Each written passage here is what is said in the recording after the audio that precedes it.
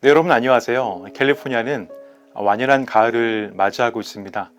아침 저녁으로 마주하는 선선한 이 계절의 변화 속에서 하나님의 말씀을 묵상하며 하나님께서 말씀하시는 그 은혜의 자리로 함께 나아갈 수 있는 복된 시간 되기를 소망합니다. 오늘 여러분과 함께 이 창세기 35장의 말씀을 중심으로 그가 말씀하시던 곳에서 라는 제목으로 10분 묵상을 여러분들과 함께 나눠보고자 합니다.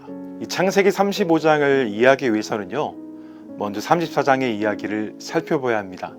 이 창세기 34장은 세겜 땅에서 일어나는 야곱의 가족에 마주했던 그 비극을 증언하고 있습니다.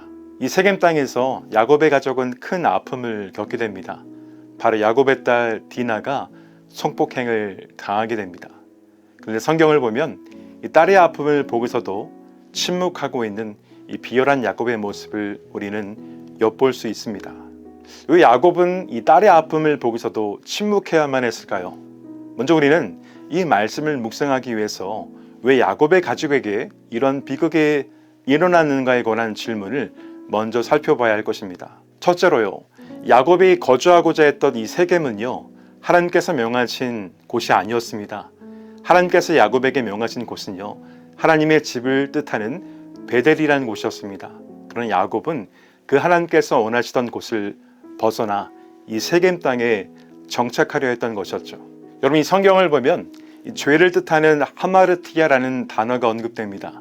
이 하마르티아는 관역에서 벗어나다라는 뜻을 지니고 있죠. 따라서 죄라는 것은요, 하나님의 말씀과 하나님의 창조의 질서를 벗어날 때 마주하게 되는 고통이라 할 수 있겠습니다.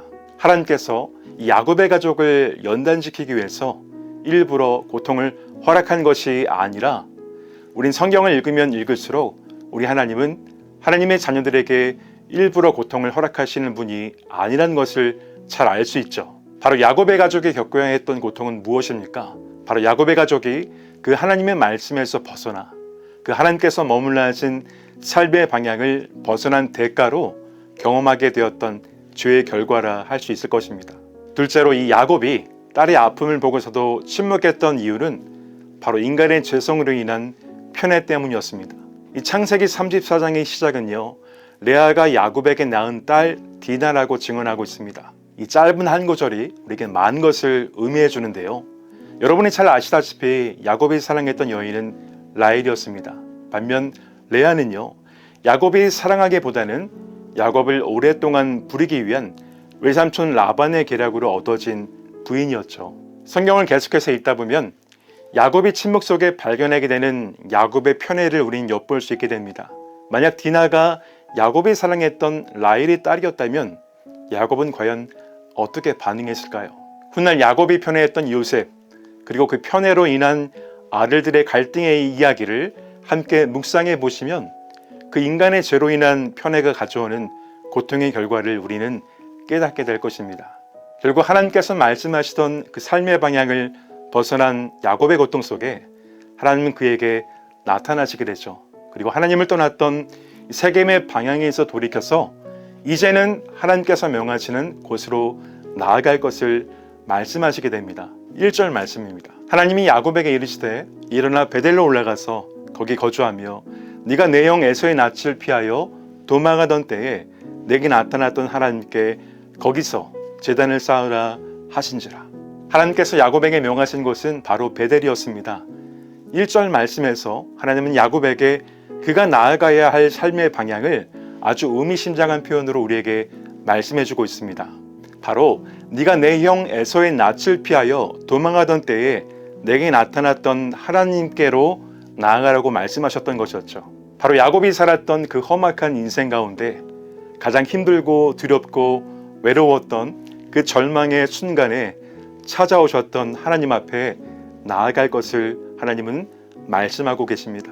결국 야곱은요, 그의 권적들을 이끌고 하나님께서 말씀하신 하나님의 집 베델, 하나님께서 절망적인 순간에 찾아오셨던 그 삶의 방향으로 다시 나아가게 됩니다. 이 4절 말씀에 보면 야곱의 권적들이 하나님께로 나아갈 때 하나님보다 사랑했던 모든 이방 신상들을 상수리 나무 아래에 묻었다고 말씀하고 있습니다. 여러분, 이 상수리 나무는요, 유대인들에게 있어서 하나님과의 관계를 상징하는 상징적인 나무였습니다. 세겜 땅에 있던 그 상수리 나무 아래에 묻었던 이방 신상들은요, 바로 옛사람을 벗어버리고 하나님과의 관계 회복을 상징하는 중요한 의미가 담겨져 있다고 말씀드릴 수 있겠습니다. 이처럼 우리가 세상이 아닌 하나님께서 말씀하시는 그 삶의 방향으로 나아갈 때 우리가 알게 모르게 하나님보다 사랑했던 모든 것들을 내려놓고 하나님을 신뢰하며 하나님과의 영적인 관계 회복을 이룰 수 있음을 우리에게 말씀해주고 있는 것이죠. 그래서 창세기 35장 하반부를 보게 되면 그가 나아갔던 삶의 방향을 그가 말씀하시던 곳이라고 고백하고 있습니다.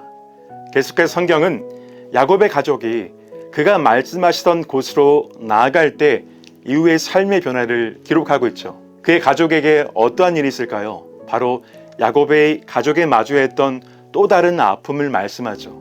라헬이 바로 아이를 해산하면서 아이를 홀로 남겨놓고 세상을 먼저 떠나게 되는 그 아픔을 증언하고 있습니다.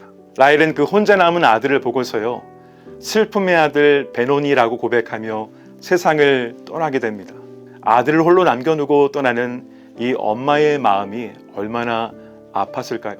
홀로 남은 아들이 얼마나 가여웠을까요? 그러나 야곱은요, 이제는 침묵하지 않습니다. 그리고 그는 고백하기 시작합니다. 하나님이 말씀하시던 곳으로 나아갔던 야곱이 이제는 침묵이 아닌 신앙의 고백을 하게 되었던 것이었죠. 라헬이 고백했던 슬픔의 아들 베노니가 아니라 하나님의 오른손으로 지켜주실 믿음의 아들 베냐민이라는 그 신앙의 고백을 하게 됨을 우리는 볼 수 있습니다. 사랑하는 성도 여러분, 하나님의 말씀으로 나아갈 때 우리는 이렇게 삶의 관점이 바뀌어지게 됩니다. 보여지는 상황과 환경에 휘둘리는 것이 아니라 상황과 환경 저 너머에 일하고 계시는 그 신실하신 하나님을 비로소 믿음으로 바라볼 수 있게 되는 것이죠. 우리가 그 약속의 말씀으로 나아갈 때 더 이상 홀로 남겨진 슬픔의 아들이 아니라 어떤 상황에도 어떤 환경에도 하나님께서 그의 오른손으로 붙들어 주실 약속의 아들이라는 소망을 우리는 비로소 바라볼 수 있게 되는 것입니다. 얼마 전 저희 큰딸 아이로부터 메시지가 왔습니다. 아빠를 위해 기도하고 있다면서 저에게 보내준 말씀은 바로 예레미야 29장의 말씀이었습니다. 하나님이 주신 생각은 재앙이 아니라 평안이며 소망이라. 너희가 내게 부르짖을 때 그 기도를 들어주겠다는 하나님의 말씀이었습니다. 저는 딸아이가 보내준 그 하나님의 말씀을 통해서 하나님께서 저에게 지금 이 순간 무엇을 말씀하시는지, 무엇을 원하시는지 그 기도의 응답을 비로소 받을 수 있게 되었습니다. 그 어떤 사람의 조언이나 가까운 사람들에게 들려지는 달콤한 위로의 말이 아닌 그 짧은 하나님의 말씀의 한 구절이 제가 그동안 고민하고 염려했던 모든 마음의 갈등을 한순간에 사라지게 했던 그 능력을 경험했습니다.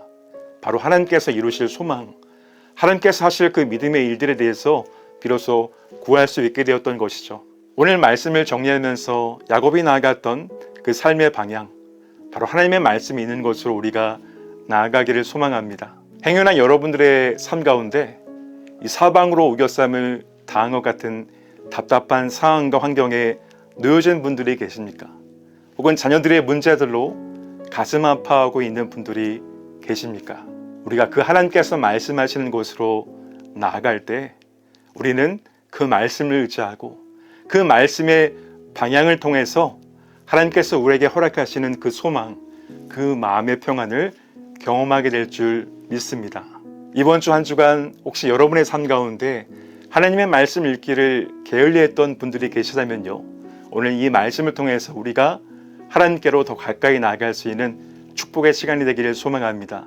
이번 주 한 주간 그 하나님과의 영적인 관계가 회복되어지는 복된 시간이 되기를 주의 이름으로 축복합니다.